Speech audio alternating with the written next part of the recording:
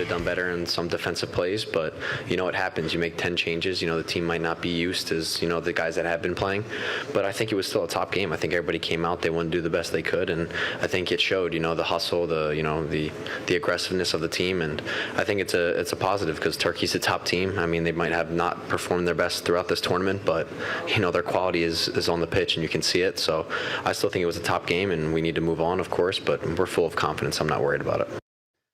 Back here on the Ultimate Seattle Sports Show, the U.S. closed out group play last night against Turkey, losing 3-2 on a last-minute goal. They played a lot of guys who haven't seen any action in this World Cup, all in an effort to rest players, maybe protect the guys that have yellow cards on that American team. And the Americans started off with a bang. Austin Trusty scored the second fastest goal in U.S. men's national team World Cup history. He scored just 2 minutes and 14 seconds into the match, so a lot of fun there.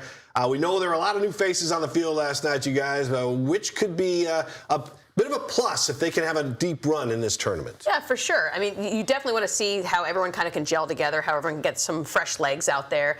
It was unfortunate that, they were playing their backups, and we still didn't get to see Christian Roldan because he was hurt from one of the practices earlier in the week. So that would have been a perfect opportunity for him to get his first World Cup minutes.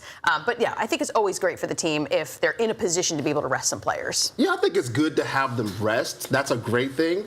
Maybe protect some of those guys that have yellow cards so they can be available if something happens in the following games. But I'm of the train of thought that we want to see these guys playing together, the starters gelling, because they're the American team. They have not played a lot of soccer together or a lot of football together, however you want to call it. Yeah, they haven't played a lot of football together. I think they need to gel, the starters gel more than having some of these backups get in there and play. They're going to get an experience, of course, that they'll be able to talk about for the rest of their lives, but we want to build some momentum moving into these tougher games. We haven't played a lot of tough teams yet. Australia is, when you think about soccer and football around the world, you don't think of them as being stellar. And even we heard about Turkey being one of the great teams, they're not. We're going to face some really tough teams coming up here, and I hope that they're ready for it. Yeah, I think that's a good point. I mean, I understand protecting the guys with the yellow cards and keeping them off the field, because if they picked up another yellow card last night, they would have been suspended for the first match in the round of 32. So I understand that part of it, but it's a good point, Terry, to keep these guys together. It's not like they play year-round together for years. I mean, they're all playing in different countries for all different teams.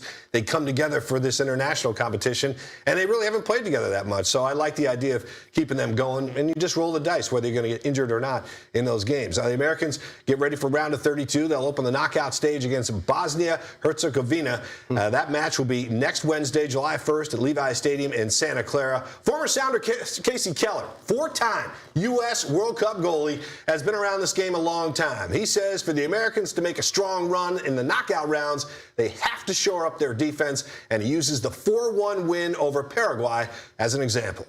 Take, for example, in one of the most dominating performances in U.S. World Cup history, there still was the mistake to concede a goal. So there's those times when can this U.S. team keep the ball out of the back of their own net?